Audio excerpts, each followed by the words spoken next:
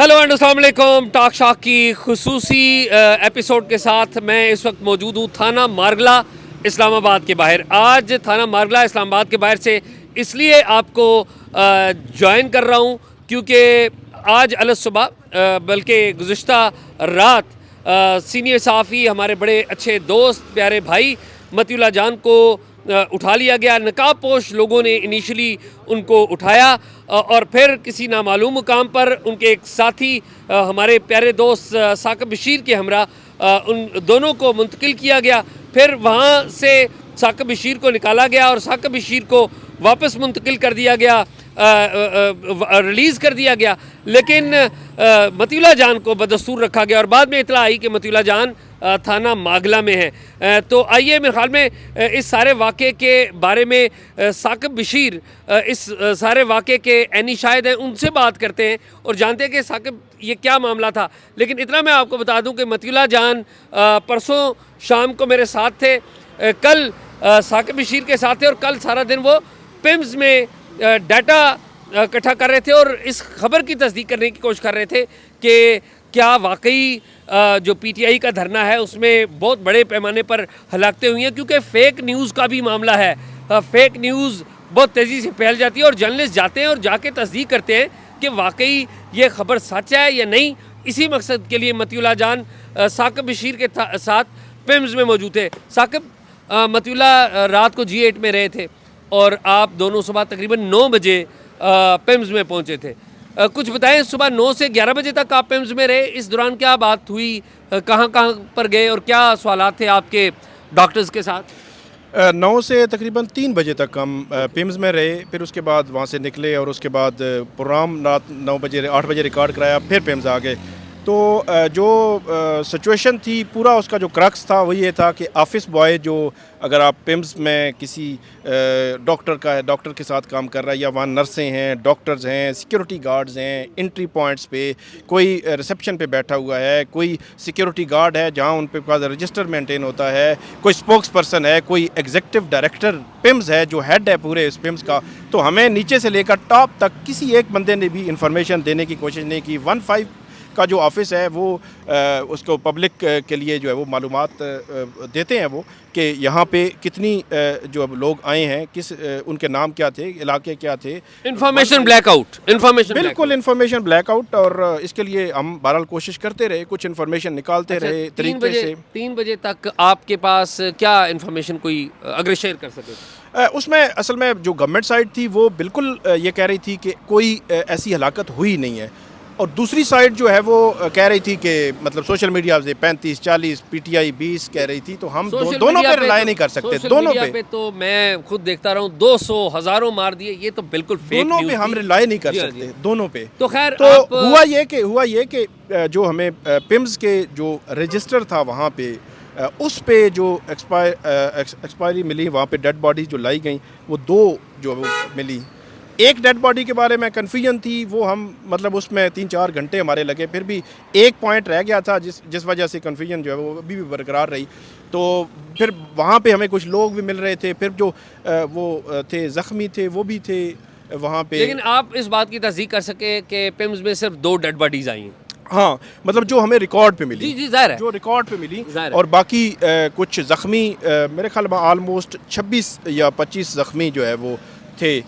3 बजे तक आप 2 हलाकतों की तस्दीक कर सके और 26 ज़ख्मियों की तस्दीक कर सके, फिर 3 बजे आप पिम्स से निकल गए। हाँ, पिम्स से निकल कर पोली क्लिनिक भी गए। पोली क्लिनिक भी गए और पोली क्लिनिक गए तो पोली क्लिनिक भी उन्होंने जो परसों जो एक लिस्ट शेयर हुई थी जिसका बाद में पिम्स जो पोली क्लिनिक के हुकाम है उन्होंने जब प्रेस रिलीज़ जारी की तो उन्होंने उसकी तरदीद की कि सोशल मीडिया पर चलने वाली चीज़ों की वो दुरुस्त नहीं है। तो वो लिस्ट भी जब हमने वहाँ पे जो मुतलका CMO उनके सामने रखी, क्योंकि वो पिछले दिन शाम को वही थी वहाँ पे, तो उन्होंने उस लिस्ट की वैसे तस्दीक की, जिस लिस्ट में आपको पता है कि 19 सत्ती था, ये चक शहजाद का लड़का जिसका जनाजा भी हुआ, उसका नाम भी था, और एक और लड़का भी था जिसका जनाजा हुआ। तो 2 जनाजे हुए और दोनों की एक्सपायरी उसी लिस्ट में लिखी हुई थी, और कुछ जो है वो ज़ख्मियों का भी। यानी कि आप ये कह रहे हैं कि 2 हलाकतें पिम्स में तस्दीक हुई और 2 आपकी पोली क्लिनिक में तस्दीक हुई, 4 हलाकतें टोटली तस्दीक हुई। वैसे मेरे पास 5 का डाटा था, लेकिन आप 2 हॉस्पिटल में एक जो है 4 बता रहे हैं। एक हलाकत का पोली क्लिनिक वालों ने बताया कि एक जो है हमारे पास अभी लाश पड़ी हुई है, लेकिन उनके लवाहिकीन नहीं लवाहिकीन पहुंचे, नहीं। राब्ता नहीं हो सका, ऐसे ही। ये वो। हमने उनसे पूछा उसका नाम क्या है, कहाँ सा, तो वो उन्होंने शेयर नहीं किया। तो इसलिए वो हम जो 5 चीज़ें- हलाकतें जो हैं वो आप हाँ, तस्दीक कर रहे हैं। जो चीज़ें कन्फ्यूजन थी जिसमें, उसमें हम गए नहीं हैं। ठीक है, तो कल वैसे बाय द वे हमने रात को टॉक शॉक में भी बताया कि 5 ही इलाके जी, हैं, जी, जी। ना 10 हैं, ना 15 हैं, ना 20 हैं, ना 200 हैं, ना 100 हैं।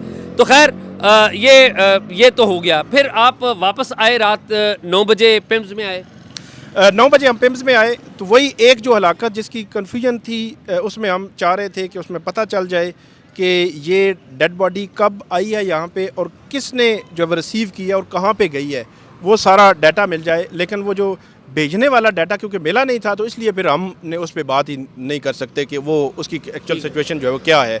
उसके बाद फिर हम वहाँ से निकले और जो 11 बजे के करीब। 11 बजे के करीब पिम्स की जो वहाँ पे पार्किंग है, तो पार्किंग में गाड़ी थी, तो पार्किंग एरिया की तरफ जब हम बढ़ रहे थे तो एक रोड है पिम्स की अंदर ही, तो वहाँ पे अंधेरे में गाड़ी एक खड़ी थी और उसके साथ कुछ लोग भी थे जो बाद में हमने फील किया। लेकिन 2-3 लोग आगे आए, तो क्योंकि मतीउल्लाह जान साहब उनके बहुत ज़्यादा फ़ैन मिलते रहते हैं और हर तबका फ़िक्र से हैं। ठीक। तो मुझे लगा कि शायद वो कोई हैं उनके फ़ैन है, तो उन्होंने कहा जी मती साहब इस तरह करके कहा, तो मैंने भी रूटीन में लिया। लेकिन जब वो करीब आए तो उन्होंने मती साहब को भी और फिर कुछ चंद सेकंड में ही मती साहब और मुझे डाले में जो है वो डाला, कपड़ा डाल दिया, सर नीचे करा दिए और उन्होंने कहा कि ऊपर नहीं देखना आपने। तशद्दुद तो नहीं किया इस दौरान? नहीं, तशद्दुद नहीं किया। अच्छा।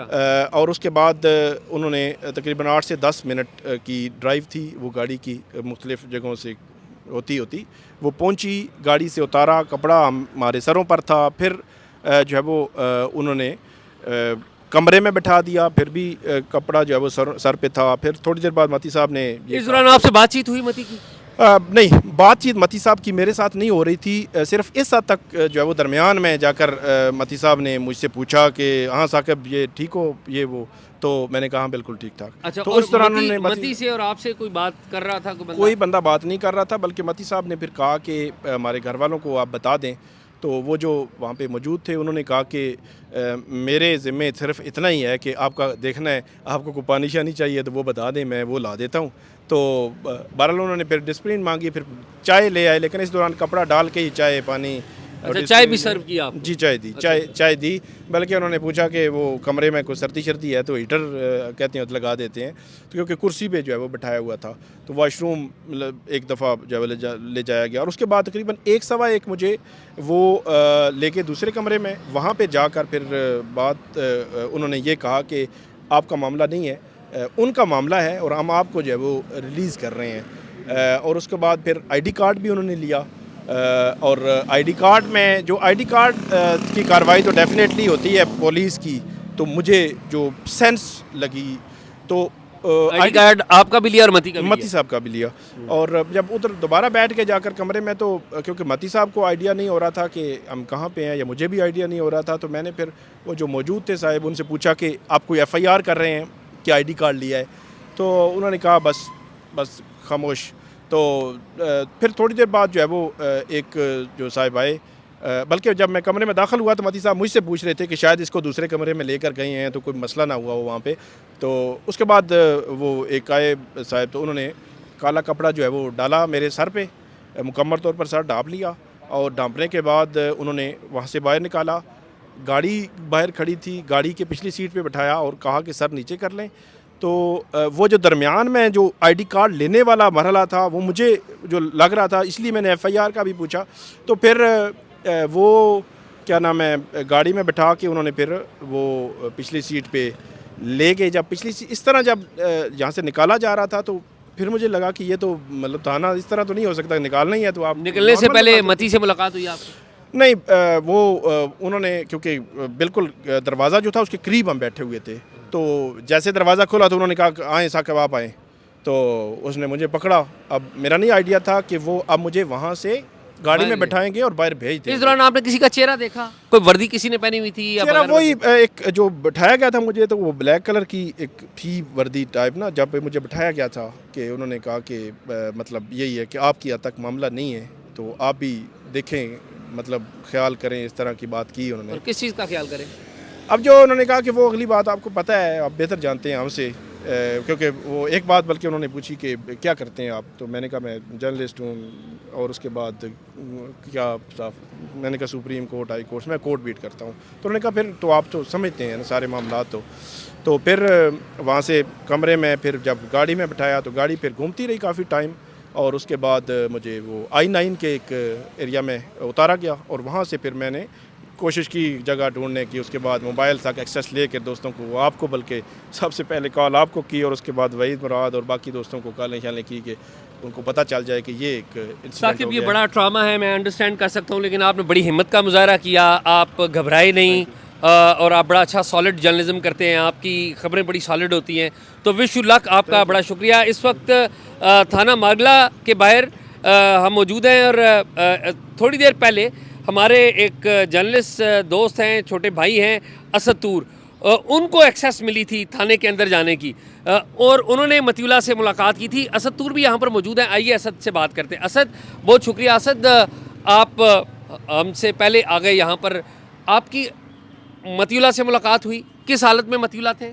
अच्छा, मती भाई बुलंद हौसला था उनका, हंस के बात कर रहे थे। पहले तो पुलिस नहीं बता रही थी कि वो हमारी हिरासत में है, लेकिन जब मैंने अंदर वो आपको नहीं सही तरह से एक्सेस दे रहे थे, हवालात तक नहीं जाने दे रहे थे, तो मैंने किया कि मैंने आवाज़ें देनी शुरू कर दी, मती भाई, मती भाई। तो वो एकदम हवालात की सलाखों पर आ गए। उन्होंने कहा मैं इधर हूँ, और मैं खैर से मती भाई की जो छोटी साहबजादी हैं वो भी थी, भाभी भी थी, और वो पहले से मौजूद थे? वो भी मौजूद थे, उनके भाई हैं वो भी मौजूद थे, शाहिद भाई। तो फिर हमने जब काफ़ी शोर किया, इंसिस्ट किया, पुलिस वाले पहले हमें नहीं जानते थे और हमें धकेल के करते आप इस कमरे में पहले बैठ जाएं। तो फिर ये हुआ कि हमने बहुत ज़्यादा इंसिस्ट किया, बहुत ज़्यादा शोर किया, मैंने भी इसरार किया, मैंने कहा उनकी बेटी हैं उनको मिल लेने दे। तो फिर उसने कहा आइए आपको मिलवा देता हूँ, लेकिन कोई वीडियो नहीं बनाएगा, पिक्चर नहीं बनाएगा। तो जब हम गए तो मती भाई काफ़ी हौसले में थे, और उन्होंने कहा कि परेशान नहीं होना।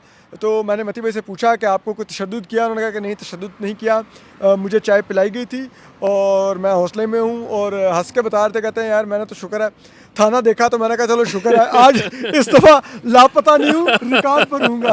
और तो फिर मैंने उनसे पूछा कि आपको कहाँ से किस हालत में किया गया? तो उन्होंने बताया कि यार वो पिम्स में वही तुम्हें पता है सर, जो ये लोगों की हलाकत के दोनों तरफ से दावे किए जा रहे हैं, तो उसी का मैं डाटा इकट्ठा कर रहा था, उसी स्टोरी पर काम करते हुए, और फिर तुम समझ सकते हो कि मुझे क्यों गिरफ़्तार किया गया है। और ये सब कुछ उन्होंने बताया। फिर जब पुलिस वालों से मैंने बार बार इसरार किया कि आप बताइए किस केस में गिरफ़्तार किया है, तो पहले तो वो बता रहे नहीं थे, कह रहे थे कचहरी से आपको FIR मिल जाएगी। मैंने कहा मुझे FIR की कॉपी दे। तो बहुत इसरार करने पर एक पुलिस ऑफिशियल ने कहा कि मैं आपको मोबाइल पर FIR की कॉपी दिखा देता हूँ। तो उसने फिर जब मोबाइल पर अपने FIR की कॉपी दिखाई तो वो मैंने पढ़ा, तो उसमें मती भाई नामजद नहीं थे, उसमें बुशरा बीबी, अली अमीन थी, अली अमीन गंडापुर नामजद थे, वो एंटी टेररिज्म की दफात के तहत वो FIR दर्ज थी। तो मैंने कहा कि ये तो मतीउल्लाह जान तो इसमें है ही नहीं है। तो उन्होंने कहा ये वो जो नामालूम अफराद है उसमें उठाया हुआ है इनको। यानी कि जो FIR दर्ज की गई है बुशरा बीबी के खिलाफ, अली अमीन गंडापुर के खिलाफ, उसमें नामालूम अफराद में मतीउल्लाह जान गिरफ्तार। मतीउल्लाह जान है। और मुझे जो हैरत हुई, मुझे अंदर भी मती भाई ने दिखाया कि उनके साथ जितने लोग हवालात में बनते, बहुत रश था हवालात में। मुझे नहीं मालूम मती भाई सीधी तरह टांगे करके बैठ भी सक रहे हैं कि नहीं ज़मीन के ऊपर। तो रश था। मती भाई ने कहा कि सारे के सारे PTI के कारकुन हैं, लेकिन ये सारे के सारे पिम्स से अरेस्ट किए गए हैं। ठीक है। और फिर बाद असल में थानों में भी जगह नहीं रही ना, मतलब वो भी तो अपनी जगह सच्चे हैं, कैपेसिटी थानों में जी।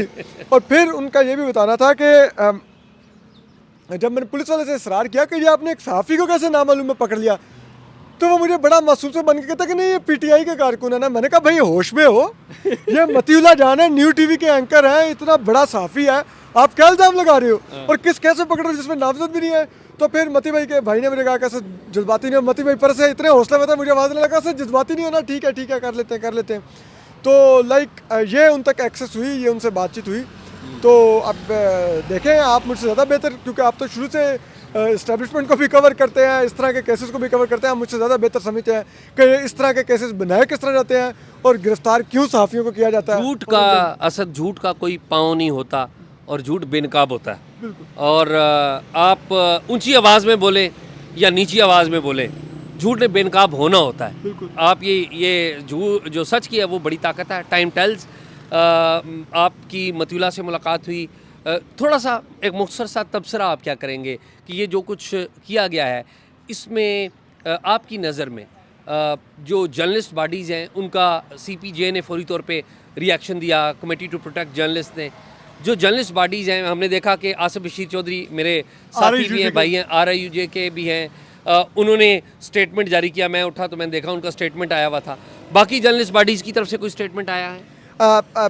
To be very honest Ejaz भाई, मैं क्योंकि सुबह सुबह निकल के फिर इधर भाग के आ गया था, तो और यहाँ पर आपको पता है इंटरनेट की एक्सेस नहीं है, तो मैं नहीं देख सका अगर किसी ने कुछ मज़म्मती बयान जारी किया है। लेकिन मैं इतना ज़रूर आगाह हूँ क्योंकि बहुत से सहाफ़ियों से मैं इस वक्त इन टच हूँ, सबको मैं यहाँ से अपडेट कर रहा हूँ कि सब ट्वीट्स कर रहे हैं और सब अपडेट्स दे रहे हैं कि क्या हुआ है और कैसे हुआ है, और सब मजम्मत कर रहे हैं, सब परेशान हैं मतीउल्लाह जान साहब के लिए।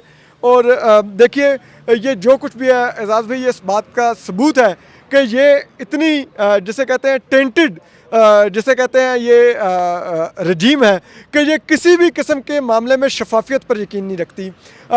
इतना बड़ा सानिया का इल्ज़ाम लग रहा है इस हुकूमत पर और ये उसमें भी शफाफियत नहीं चाह रही। ये कह रहे हैं कि हमारे मातहत अस्पतालों की हुई तरदीद पर यकीन कर लें, सहाफ़ियों की इंडिपेंडेंट इन्वेस्टिगेशन की हम इजाज़त नहीं देंगे। और वैसे बाय द वे जो डाटा इन्होंने मती ने भी इकट्ठा किया, ये इतने नालायक लोग हैं हुकूमत वाले, इतने नाअहल हैं कि डाटा क्या है? डाटा ये है कि पिम्स में 2 अफराद की लाशों की तस्दीक हुई है और पोली क्लिनिक में 3 की, 5 अफराद की तस्दीक हुई है कि वो डेड है।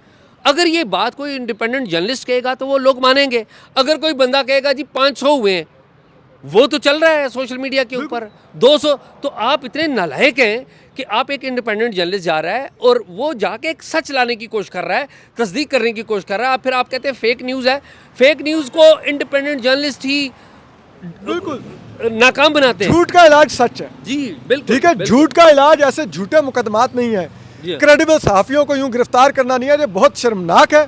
और ये एजाज सईद साहब, आप मुझसे ज़्यादा बेहतर जानते हैं जितना ज़्यादा घुटन का माहौल इस दौर में पैदा हुआ है। इमरान खान के दौर में बहुत घुटन का माहौल था और इस दौर में तो घुटन एक नई पीक को टच कर रही है। ठीक है, हम सहाफ़ियों को सिर्फ ये मामूर किया जा रहा है कि हम हुकूमती बयानियाँ दें, हम रियासती माउथ पीस बने, जो इंडिपेंडेंट बात करेगा वो यहाँ पर अंदर बंद पड़ा होगा। एक और बात बताएं, मैं क्विकली आपसे वो ले लूँ। मैं चूँकि आजकल ट्विटर VPN ने बड़ा मसला पैदा किया तो ट्विटर पे इतना अवेलेबल नहीं होता। आप मुझे बता रहे थे कि कल से मतीउल्लाह के ख़िलाफ़ कोई ट्विटर पे कैंपेन चल रही थी, कौन कैंपेन चला रहा था? मैं तो नहीं देख पाया हूँ। एजाज सईद साहब, जो नून लीग को सपोर्ट करने वाले जो इनके एक्टिविस्ट के अकाउंट हैं, वहाँ से बाकायदा मतीउल्लाह जान साहब के खिलाफ कैंपेन चलाई जा रही थी कि इन्होंने वो जो रेंजर्स की शहादत वाले जो केस के अंदर जो इन्होंने एक उधर नौजवान का इंटरव्यू करके जो नशर किया था अपने यूट्यूब चैनल पर, उसको लेकर एक कैंपेन चलाई जा रही थी कि इन्होंने झूठी स्टोरी की है, इनके खिलाफ कार्रवाई की जाए, इनको गिरफ्तार किया जाए, इनको निशाना बनाया जाए। पूरी एक कैंपेन चल रही थी और ये बाकायदा ये नून लीग के जी वो अकाउंट्स थे। जी वो जो इनके एक्टिविस्ट हैं, नून लीग के ऑफिशियल अकाउंट से नहीं, लेकिन जो इनके एक्टिविस्ट के अकाउंट हैं वहाँ से बाकायदा पूरी मुहिम चल रही थी। तो असद बहुत शुक्रिया। नाज़रीन, आपने सुना, असद भी बता रहे हैं कि मतीउल्लाह जान इस वक्त हवालात में कैसे हैं, और फिर असद ने अपडेटेड इन्फॉर्मेशन भी दी कि कल से नून लीग के जो एक्टिविस्ट हैं वो कुछ कैंपेन चला रहे थे। ये और बड़ी अफसोसनाक है कि एक पॉलिटिकल पार्टी के लोगों को एक इंडिपेंडेंट जर्नलिस्ट के बारे में इस तरह, अगर कोई भी बात किसी भी जर्नलिस्ट की गलत है, आप उसे अप्रोच करें, अपना मौक़िफ़ दें, ना कि उसके खिलाफ कैंपेन करवाएं और उसके ऊपर झूठे मुकदमात करवाएं। तो टॉक शॉक की आज की एपिसोड यहीं तक है। इस बारे में हम आपको अपडेट करते रहेंगे और आपसे गुजारिश है कि मतीउल्लाह के लिए भी दुआ कीजिए और पाकिस्तान के लिए भी दुआ कीजिए। फ़िलहाल मुझे और हम सबको इजाज़त दीजिए।